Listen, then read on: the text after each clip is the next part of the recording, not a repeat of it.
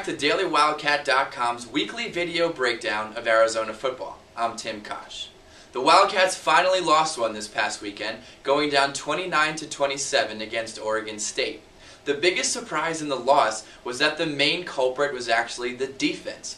That very same defense that was ranked number 2 in the country and number 1 in the Pac-10. Now before we go back and look at what went wrong with the defense, let's take a look at what the defense is all about. The Wildcats line up in a traditional 4-3-4 formation. 4 down linemen, 3 linebackers, and 4 defensive backs. But if you remember before the season started, the biggest concern surrounding the team was the linebackers. They had to replace 3 starters with 3 guys who had never started a game combined. In order to counteract that weakness, the coaches decided to move free safety Joe Perkins, number 9, down into the box, essentially playing a rover in a 4-4-3 type look. That gave Anthony Wilcox deep responsibility for almost every single play. Now it worked really well for 4 weeks. Like we said, the Wildcats were number 2 in the country.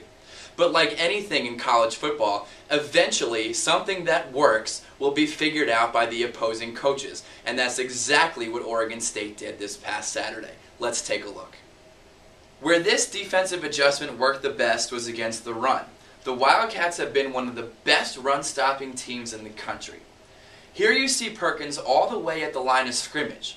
The run goes to his side and he blows up the pulling guard, allowing the rest of the defense to string out the running back and hold him to no gain. You can see in that play right there the benefits of moving Perkins down to the box. Like we said, the Wildcats held a triple option team, a heavily running Iowa team, and then running backs like Cal's Shane Vereen and Oregon State's Jacquizz Rodgers to minimal yardage. But like we said, eventually things that work get out-coached. Oregon State decided to attack the Wildcats with the pass, isolating the cornerbacks on both sides and going deep. Let's take a look at some plays here. Here's Perkins again lined up at the line of scrimmage. This gives the Wildcats just 3 defensive backs, and they generally drop into a cover 3 look.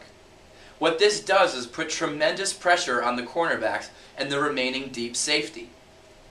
No matter how good of a corner you are, it's difficult to cover a receiver on every play, as you can see at the top of the screen.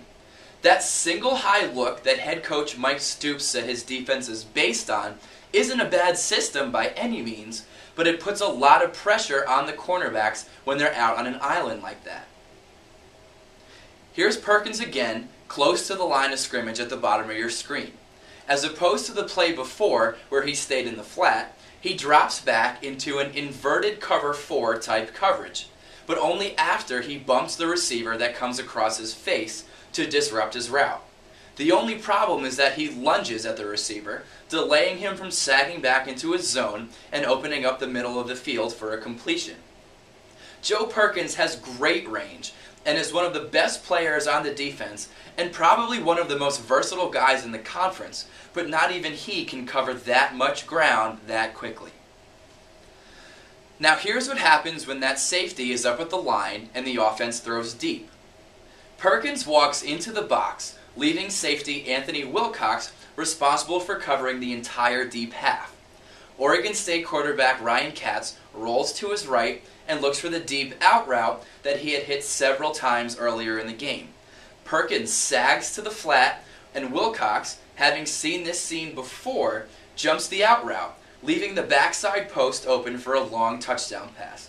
By the way, what a throw by Ryan Katz. That guy can sling it. Now, like I said earlier, Oregon State had a heck of a game plan coming into Saturday's game. Every single play they ran was drawn up perfectly and worked with one another to take advantage of mismatches and coverages in the Wildcats' secondary. Another thing they did was go back and look at the tape and see that the Wildcats had a difficult time covering deep routes on the sides. Oregon State wide receiver James Rodgers, one of the best in the nation, is at the bottom of your screen. He basically runs straight down the field, maybe a slight stutter move right before he meets the corner, but he blows right past him for the touchdown. This play ended up actually not counting because of a penalty, and it also ended Rodgers' season because he hurt his knee. but it showed a glaring weakness in Arizona's secondary. The corners struggle covering zeros when they don't have deep help from a safety. This only gets worse when a receiver puts a double move on the corner. Here's Rodgers again going deep, this time on Trevin Wade. Rodgers makes a dirty slant cut. Wade jumps it, and by the time he realizes what happened, Rodgers is gone. Mistakes like that against receivers that good and that fast just can't happen. Now, Wade said after the game that he hurt his thigh a few plays earlier and had difficulty turning. But regardless of the injury, this has been a problem for Wade all year. Let's go back to the Iowa game for a second. Watch the top of your screen here. Iowa's Darrell Johnson-Koulianos, that name has not gotten any easier, put the exact same double move on Wade that Rodgers did just a play before. Wade bites hard on the fake again, and Koulianos is gone. Fortunately, Iowa quarterback Ricky Stanzi overthrew Koulianos on that play, resulting in an incompletion. But Oregon State coaches undoubtedly saw the weaknesses in the Arizona secondary and the eagerness of the cornerbacks to jump those routes, and did what they could to exploit it. Now, after the game, Mike Stoops said he and his coaching staff are going to go back and see if they can figure out a way to help give the cornerbacks more help in their deep responsibility.